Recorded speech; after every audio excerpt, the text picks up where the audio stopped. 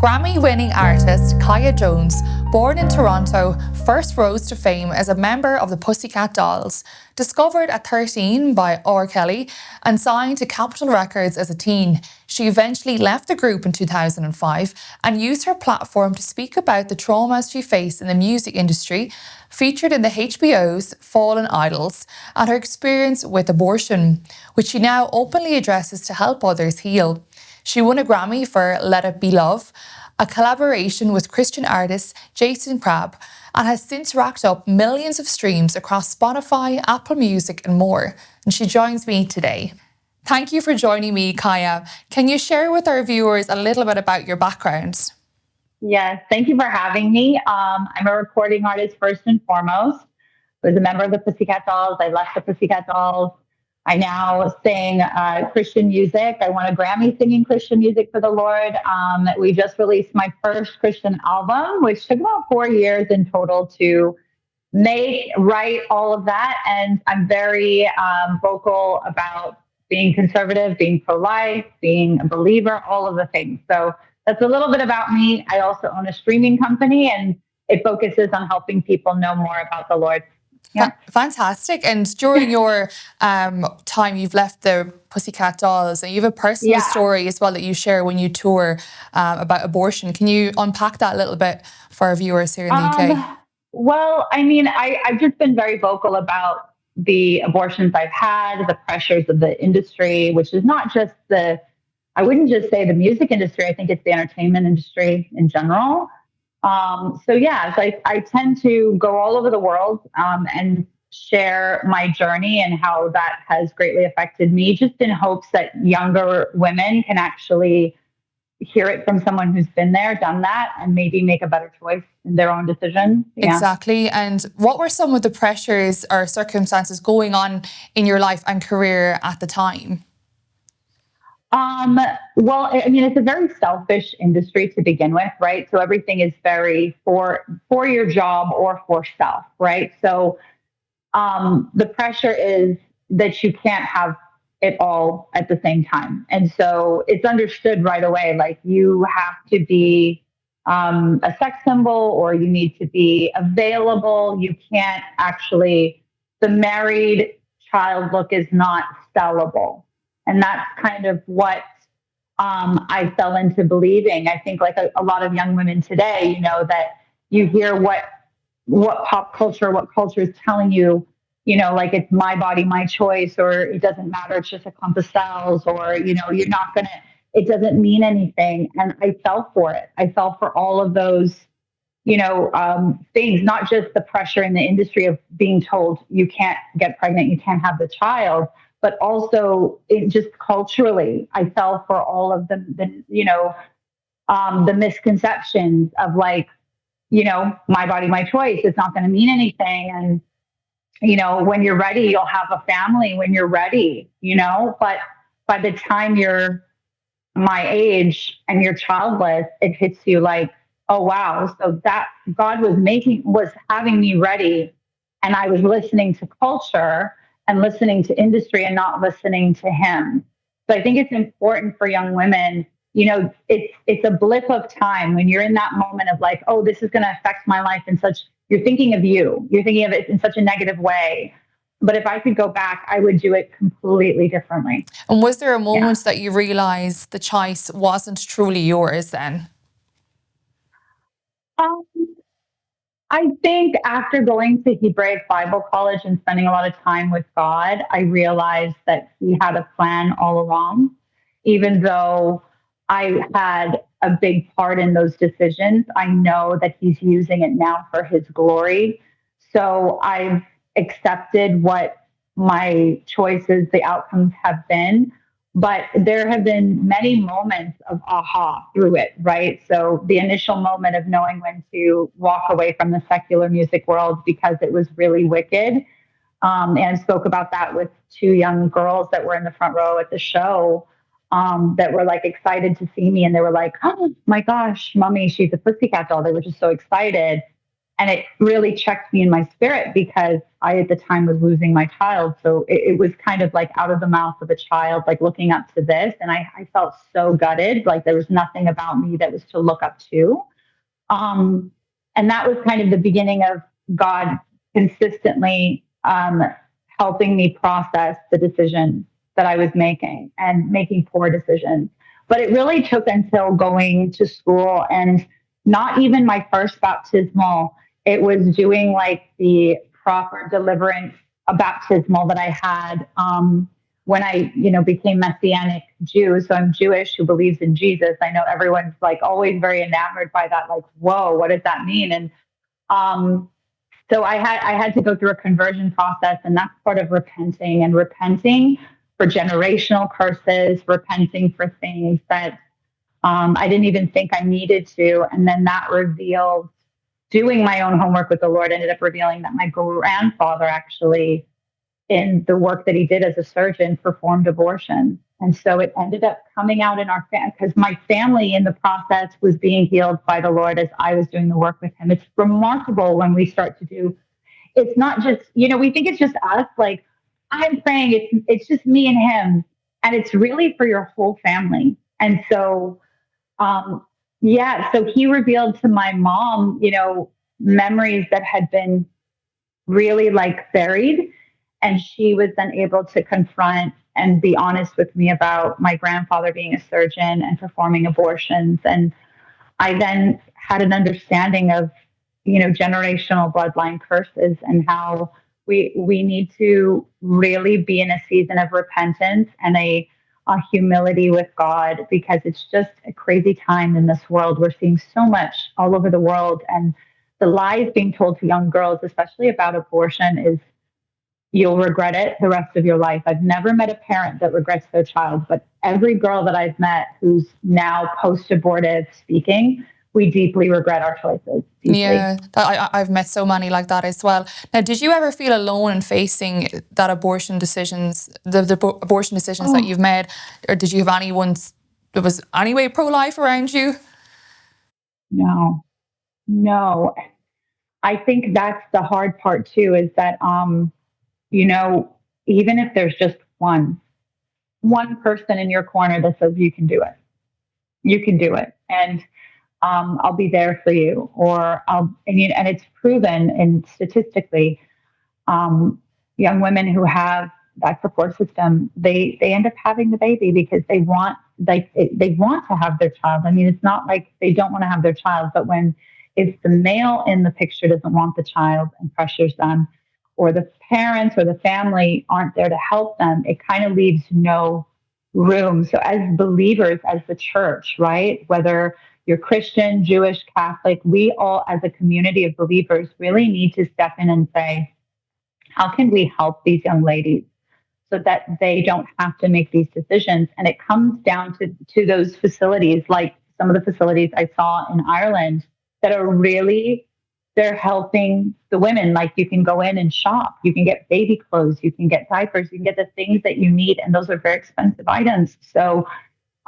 those small things, those facilities, to me, I'm so grateful to all of them because I see the work they're doing, and it gives me hope for the youth. There's a better system in place now than there was for me 20 years ago. And what would you say to a young girl who is in your situation right now? Do you know, that kind of way, who might be considering, an abortion?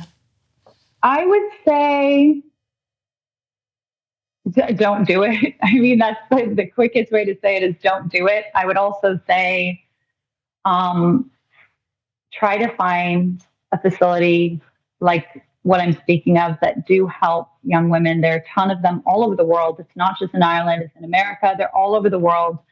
And you need a support system. And so I would say, if you're in a crossroad and you feel like I don't have a choice, I want you to know you do have a choice. Your baby is going to be your best friend. It's your family. You don't take any of these riches in the world with you. Your family is what we have in heaven. It is a fruit from God himself to have a child. It is such a blessing to be able to be a woman and to bear a baby in your womb. Do not let the pressures of society make you feel like your life's over. It's not. You can have it all. You can be a working mother. You can be dignified and married and more children, even if you're not at this current time. You may even marry a man who doesn't have a child who wants to be a father. You never know the next part of your story. So I would say pray, ask God what to do, see if there's people around you that will be a support system. And like I said, as someone who's had abortions, I deeply regret not having my children. And I've never met a parent, they'll say, oh, they're tough, or it's been hard, or it's stressful, or I don't get a lot of sleep. But I've never met a parent who says, I regret my child, ever, ever. And so don't make a quick decision that will haunt you. And as someone who's I've had them, and I'm telling you, when you wake up out of it, it feels like someone took something that belonged to you your whole life, like someone took a kidney or a liver. It is that strong of a feeling as a woman. And it haunts you until literally until you go to be with the Lord. It's not something that goes away. So even though it may be right now, you think it's going to, and now I get my life under control. Be advised that 40% of women who've had abortion end up having suicidal thoughts, depression, anxiety after the fact, PTSD. It's very real. And I've met with so many women who have suffered from it. So don't do it. Yeah. Do not do it. Wise words. And how has your healing journey evolved over time? It's been hard. I think initially I had a lot of guilt. I think that's the first part is you kind of go through what have I done, guilt, wanting to try and even in the process, wanting to reverse it, but not having the ability to. I mean, I went through that with the last abortion. I wanted it to stop. I didn't want it to go through, but I had already taken the medicine. It was already, and now they actually have a pill that can reverse it, which is phenomenal. There is actually a pill that within the first, I believe, 12 to 24 hours of taking the first pill, it can save a life. It can actually stop the abortion that if you're doing it through the pill.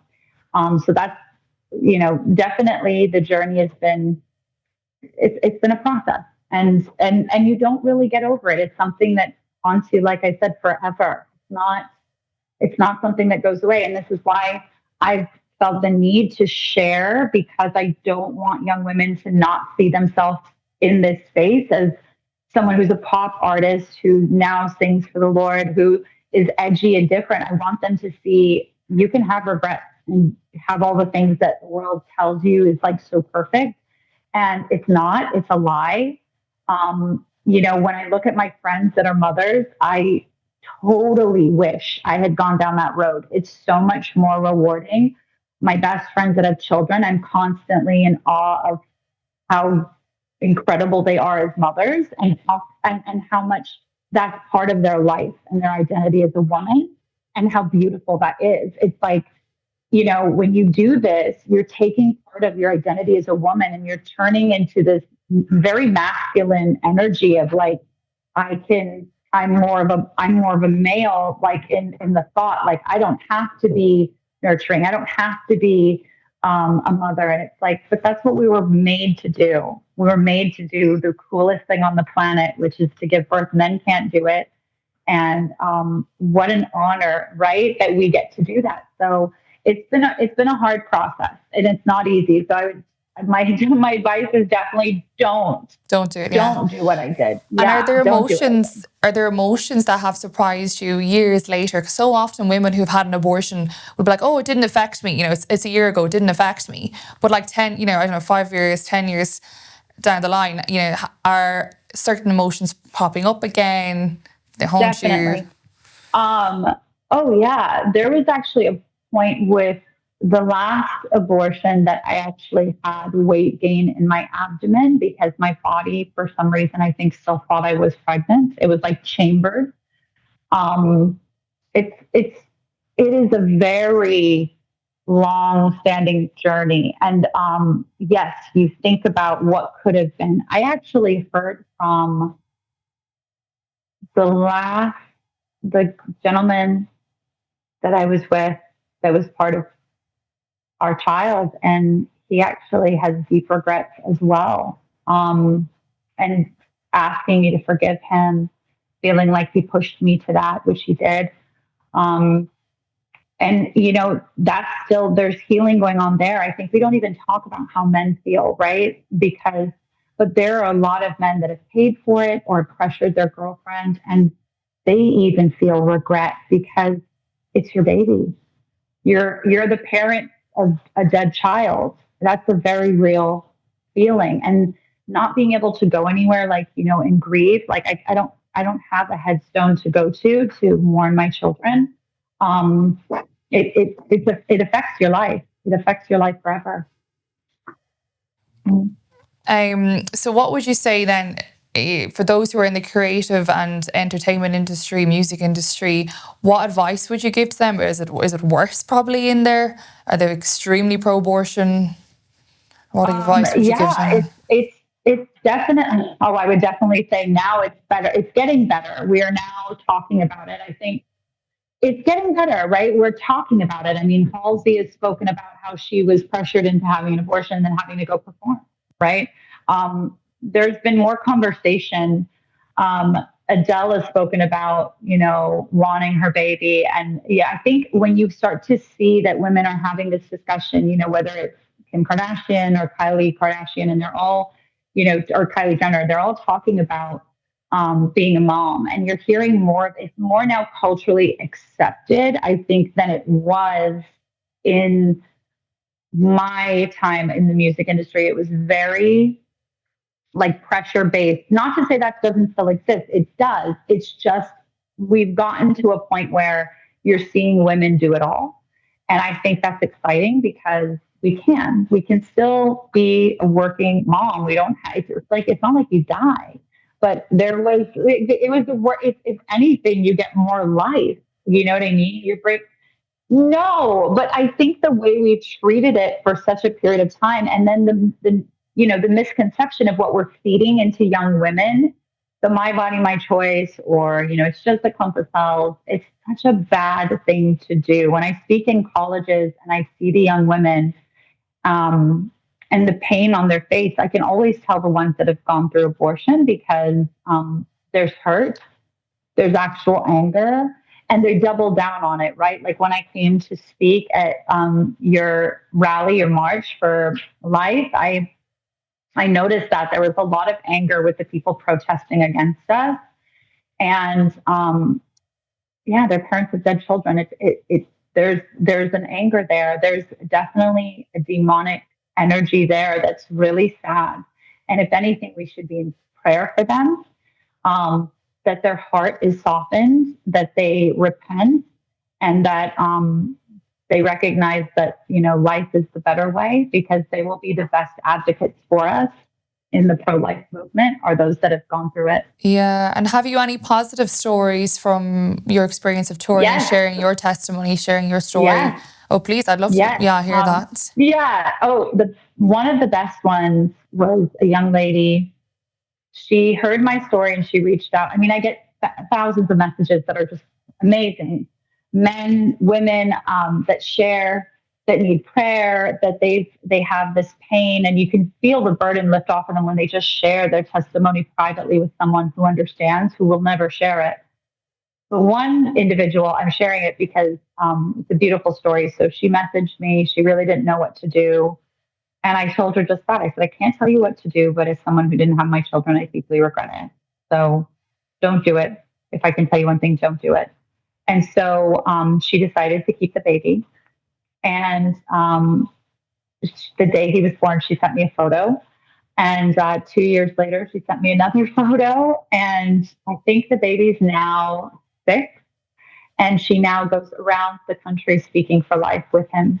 And one of the last messages she sent me, so she sends pictures with, her and a priest that she's speaking at this Catholic event for pro-life. It was amazing. And I was just so excited to see this with this little boy. And she always reminds me, she's just like, Kaia, thank you so much. He's my best friend. I can't imagine him not being here. Thank you. So that to me is one of the best outcomes. And when you get messages like that, but that's one I can share because she now speaks about it. So But there's definitely been some that didn't happen that way. They didn't take my advice. They decided to go the other direction. Um, so, but when you hear those moments where they do listen, it's a good thing. It's a phenomenal story, really heartwarming. And what are practical things that we can do then for women as pro-lifers?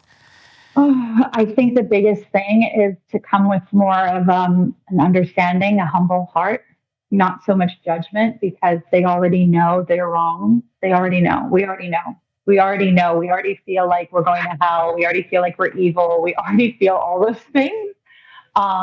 So just reminding them God loves them and has their baby. And it will be the first thing that greets them when they make their way to heaven if they repent and give their life to the Lord. Making it more about the healing that they need and praying for them, less about the condemnation, because I think that's the biggest part. I think making it more about the healing aspect and really showing that we're extending an olive branch, that we're coming from a place of, we're not trying to judge you, but we're trying to give you an understanding of what you can't see. And there's a reason why you can't see it. Because the world has done a good job lying to women that we shouldn't be moms, that we shouldn't be wives, that we should just be in the workforce. And I think that's, how long did it take society to condition us women that was a bad thing? When you think about it, like staying home and being with your baby. It's, being sold as that, it's horrific. How did we convince young women that is a bad thing? That is a gift like no other. I mean, I love watching Nara Smith on like her TikTok and stuff, where she's like having babies and doing it gracefully and looking so beautiful. I think, we just need to be more open to talking to those that are on the other end. Yeah. So it definitely is one of the things that, we need to make it more understandable, that we're not coming from a place of judgment, talking to them, talking to women. Why are you, pro-choice? Like, what about that is the selling point? And then also young men, like, hey, men become, boys become men when they become a dad. They really do. And I think that we shouldn't let young boys have such an easy get off the hook. Like, you know what? Look, if you're going to do grown-up things come with it. How that works. And that means finally then, as my last question is, you mentioned it at the Rally for Life, you said that women date their self-esteem. Can you unpack that? Because I think there's some women watching maybe who are dating or single, or maybe even some men who are watching this, but in regards to relationships, because this is how, when people settle, I'm sure the outcome is we do, abortion. So please speak to that. We date our self-esteem really is something that I recognized after my first abortion. I didn't think anything really changed. I mean, I felt like something personal was taken from me, but I then became harder. Like I became more tough, and like, now I was willing to do basically whatever it takes for my career. So I became kind of hardened.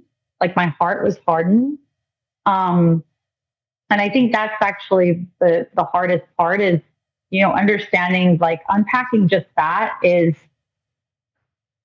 how can we be better in a society if we're not looking out for the most vulnerable, which is the unborn. So for me personally, I truly feel like we need to be more understanding, try to reach across the aisle on all the different levels. But yeah, I became really hardened by the first abortion, so much so that I didn't want to emotionally open up to men. I became very controlling in that regard. But then in the same breath, I then chose men that were abusive because I didn't love myself. Now, when people say, oh, you have to love yourself, it's like, if you're willing to kill your baby, you don't love yourself. You don't love yourself. And you don't love yourself because it's a piece of you. It really, really is. It's half of your DNA. It's your mom, your dad, your sisters, your cousins. It's going to look like you. It's going to look like your family because it's your family. And when you do that, you become hardened. That's the first thing. And then you don't think you're really valuable. So you pick people that kind of solidify that solidify that you're not valuable, and then they treat you bad. And you tolerate it because you already feel bad because you did something you shouldn't have done. And so it's this perpetual cycle of choosing abusive partners. And it led me to being with abusive partners that were physically abusive with me. It led to me being volatile relationships. It led to me being promiscuous. It led to me being drinking, drugs, those things to kind of numb the pain of what I had done. You're doing those things because you think boys are going to like you or all of those things, but you're actually doing those things because you did something you shouldn't have done. And so it actually revealed to me. And so I don't do drugs anymore. I don't drink. Like as I got healing from the Lord, as He delivered me from my demons that I had, I recognized that I had a lot of self-hatred, and that stemmed from making my first abortion at 16 years old, making a really horrific choice and I didn't realize that was it. I thought it was all the other things. It didn't hit me. It did not hit me until I started speaking about this and doing the homework with God that I really understood, like, I really hated myself. And I perpetually put myself in situations that validated what I felt. So when you don't have any self-esteem, you pick horrible people. You don't really see that you're a treasure. You're a diamond from literally God. You are so favored. You are beautiful and well-made and perfect. These are the things that God says in the scriptures. You don't believe those things, right? Because if you did, you would not sleep around. You would be like, no. And if you're not marrying me, I'm not having sex with you. Absolutely not. You would hold yourself at a higher standard. And by the way, men respect you for it. Don't think that they don't. They don't want to marry the girl that sleeps around. As much as I know you think that's what they want, you could be in a relationship you could be in a relationship with a man for like 2, 3, 4, 5 years. He doesn't marry you. And then you and him break up, and then he marries a girl within 6 months. And you're like, how come? Because she didn't sell herself short. Don't sell yourself short. You're so much of a precious, human being that's worth so much. So stand up for your value. Know that you're beautiful and favored and God loves you, and therefore you deserve the best. And that means waiting for the right person and not, I don't have a boyfriend. So they're like, are you married? No, I don't sleep around. Unless I meet the right person who's devoted to the Lord the way that I am, that's it. So that's me, And I know people are always like, really, Kaia? And I'm like, yeah, I really decided to love myself and value my worth. And if they are not on that level to understand that I value my worth, then it's not from the Lord. Yeah. And then I don't want it. Exactly. Well said. I think, your words are going to bring a lot of life to women, and it's a great reminder for them to know their worth and not choose or pick a man from a place of wounding, really, but to strive for that healing. So thank you so much, Kaia, for joining me. It was really such a joy to talk to you, and we could chat for ages. But for now, this is great, and we'll speak to you soon, please God. Awesome. Thank you so much. Thank you, Kaia. Thank you.